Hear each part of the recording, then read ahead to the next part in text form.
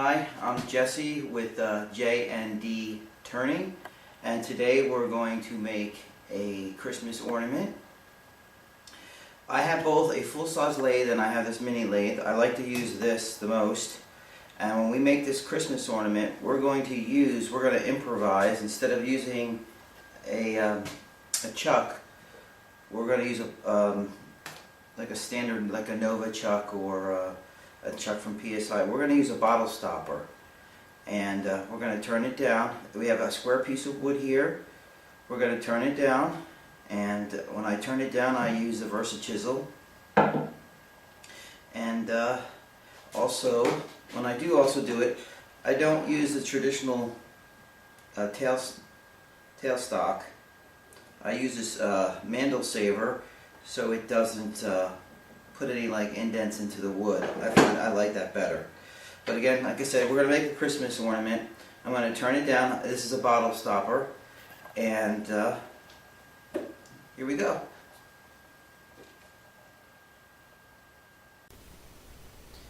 Here I'm going to fast forward through the turning process. I just took off my regular glasses. I just put on my safety glasses. There's a pencil mark right there. I marked showing you where I'm going to start, where the ornament is going to start. I'm making sure that the block of wood, which is a flame box elder, is going to clear the tool rest. I'm using a Versa chisel to turn my ornament, and I'm using, what I did was I mounted this, like I said earlier, on a bottle stopper lathe chuck. It's on a #1 Morris taper, and what I do is I use a thread rod with a block of wood attached to it, and I put it through my lathe, and so I can screw it in nice and tight, so it will not vibrate out as the lathe turns. And I also, instead of using my super drive revolving tail center, which I normally use when I'm turning down, I'm using a mandel saver. It does not dig into the wood. That's why I use it when I use it whenever I make bottle stops or Christmas ornaments. Now I'm going to switch, and I'm going to use a smaller Versa chisel as I make my cuts.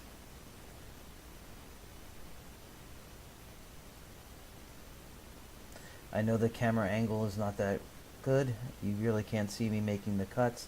I will change that. This is my second video. As I make videos, I see what I'm doing wrong. So feel free, if you see something else, make a comment. Constructive criticism is always welcome.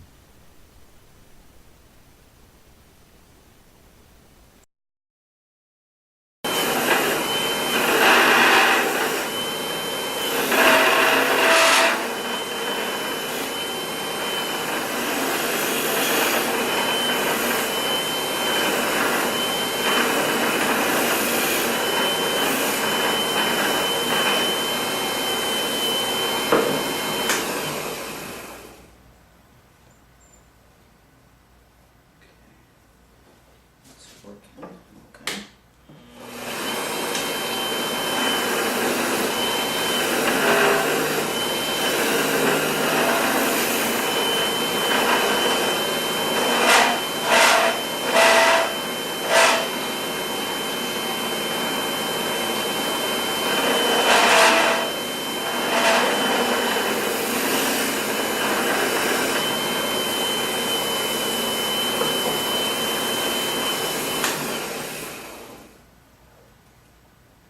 Okay, I got my basic design, and now I'm going to try to add 2 beads and some burn marks to it. Let's see if it works.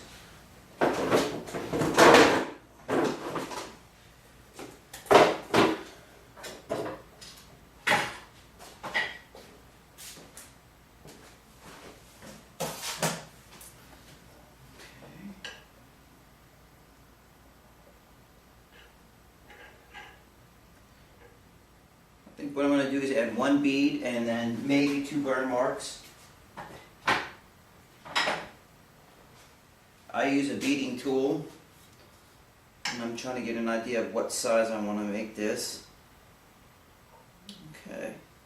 I'm going to put the tailstock back.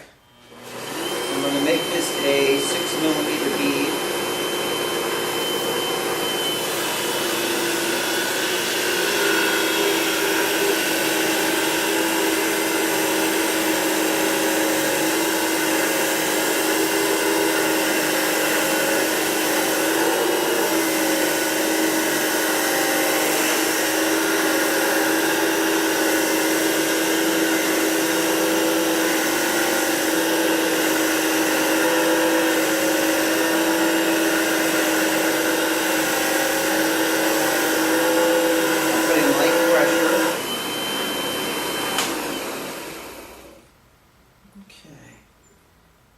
Got my bead.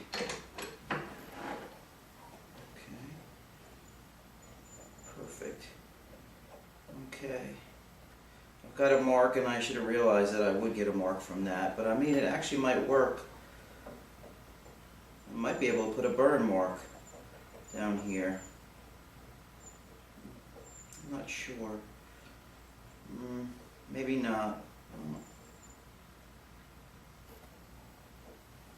I don't know. Maybe I will. Okay, so we got the bead in place. I'm going to put a burn mark here, probably. And I'm going to try the tip. If it doesn't work, then I'll fix it and try something different.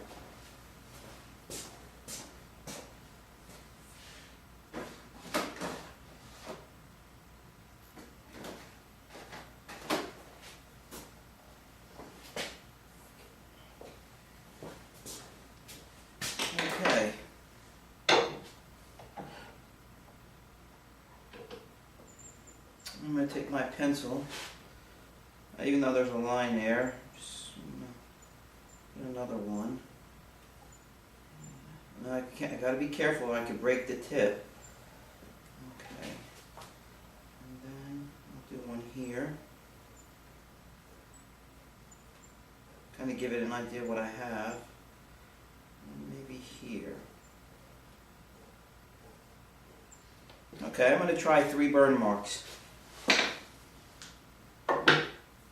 And what I'm going to do is I'm going to use my mini parting tool to start the lines. I mean, to put a groove before I use the burn wires.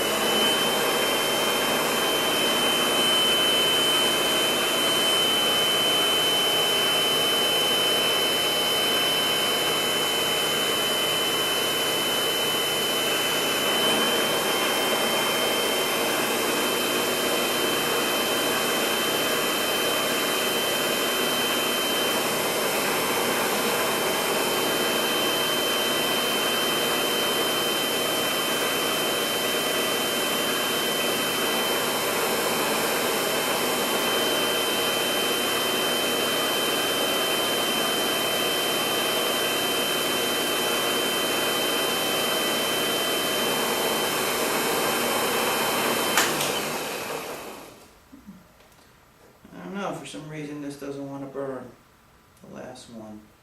Give it one more try. I don't want to put too much pressure because I don't want to bust the tip.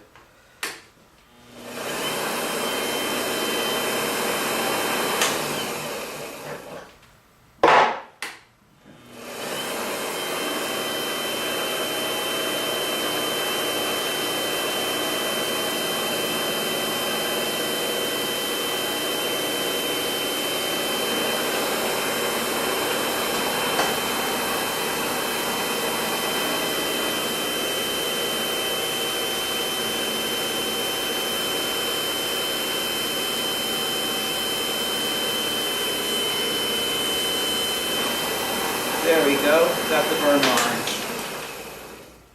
But as I can see, it Okay, be careful. Okay, and now what I'm going to do is I'm going to sand it, and then what I'll do is I'll shape this end, and I will part it off here, and there we go. It's a basic Christmas ornament, nothing fancy.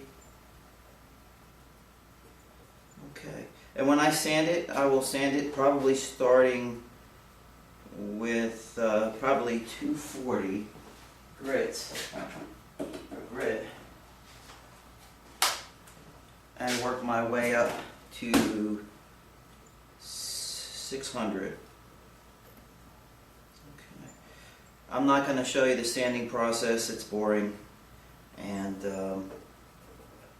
I'm going to shut off the camera and then sand it and then come back. Now I have a remote, let's see if it works.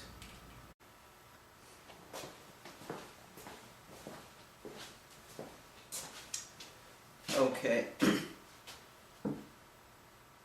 Okay, the sanding's done. As you can see, it came out very nice. This is a beautiful piece of flame box elder.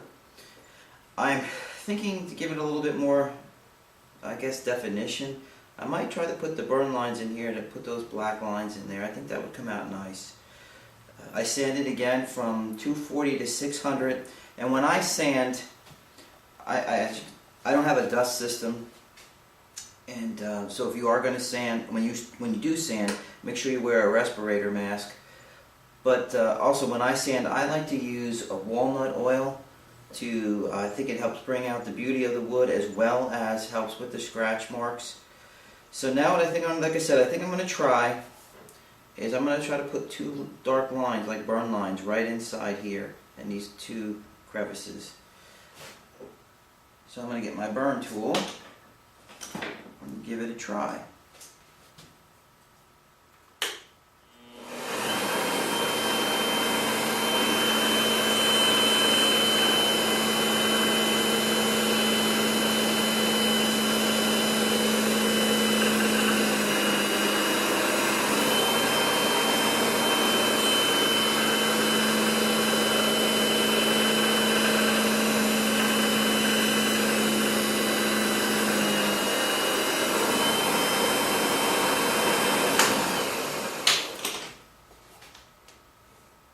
Perfect. I think putting those dark lines in there actually brought it out. So the next step is I'm going to take it and I'm going to use a friction polish, and I'm going to polish it up, and then I'm going to shape this end, and then I'm going to part it. Okay. Before I use a friction, I'm going to use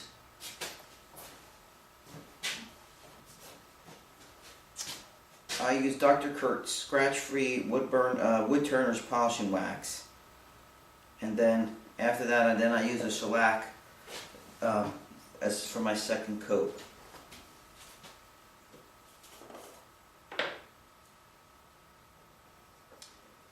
I put a little bit on my finger. That's how I like to do it. Everybody does it a little differently.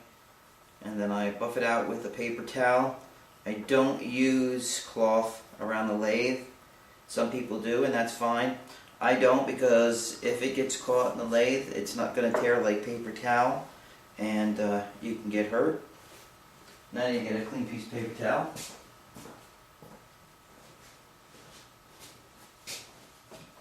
Move my tool rest over.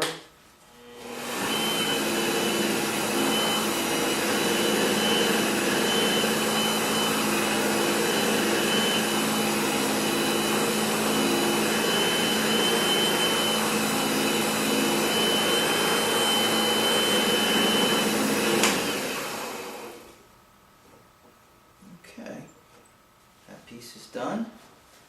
With that, I'll put some shell wax on a piece of paper towel. It's a nice Woodturner's friction polish. And I just rub some on. And then I'm going to buff it in with the paper pad.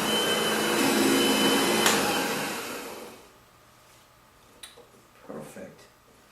And what I like to do is I like to take a piece of sandpaper and I clean inside the crevices any kind of buildup and get rid of it.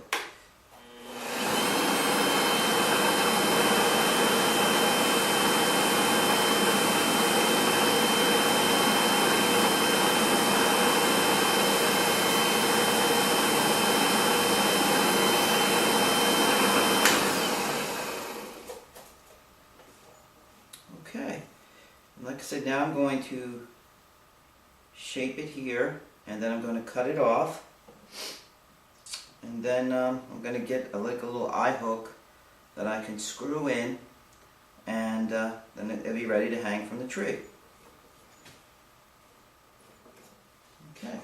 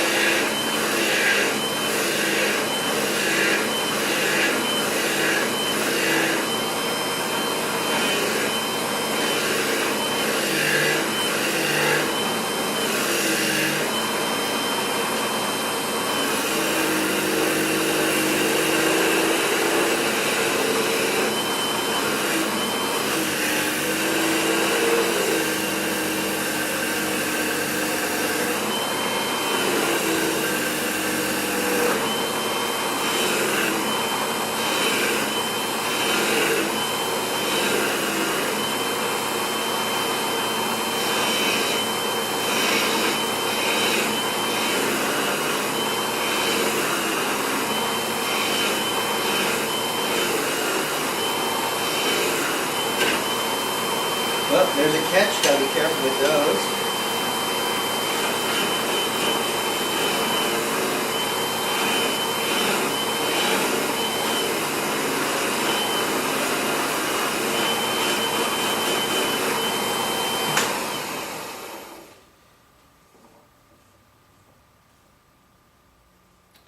And what I'm gonna have to do again is I'm gonna have to sand a little bit more. That's got a catch here, gotta fix that. Round it off before I actually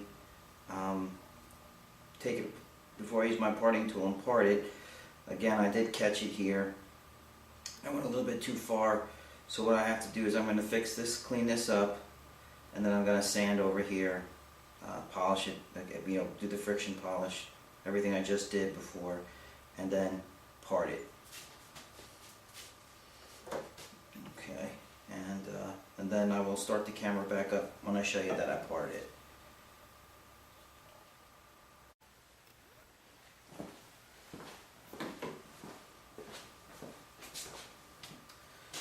Okay, I started to part it off. What I should have done is I should have cleaned up this side more before I started the polishing and the sanding, and so I didn't have to come back. So I went back and I shaped it, and now I'm going to start to part it. It's already been polished, or sanded and polished, and I'm going to part it, and I'm going to keep it a little bit flat because that's where I'm going to put the, it'd be like an eye hook almost, where so it can hang from the tree.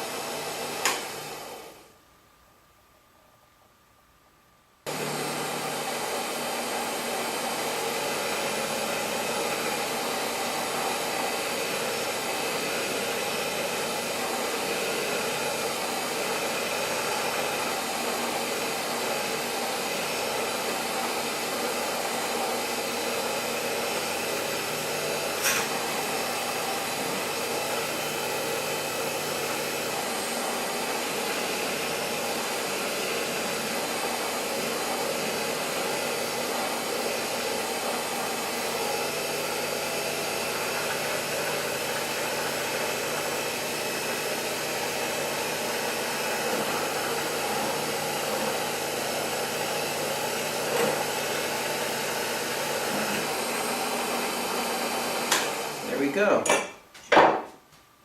Okay. What I'm going to do is clean this up with a little bit of sandpaper. So put some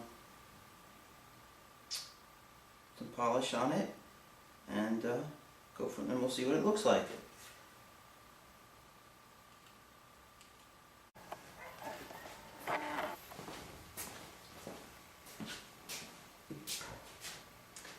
Okay, I'm back. I'm going to try to zoom in so you can see this.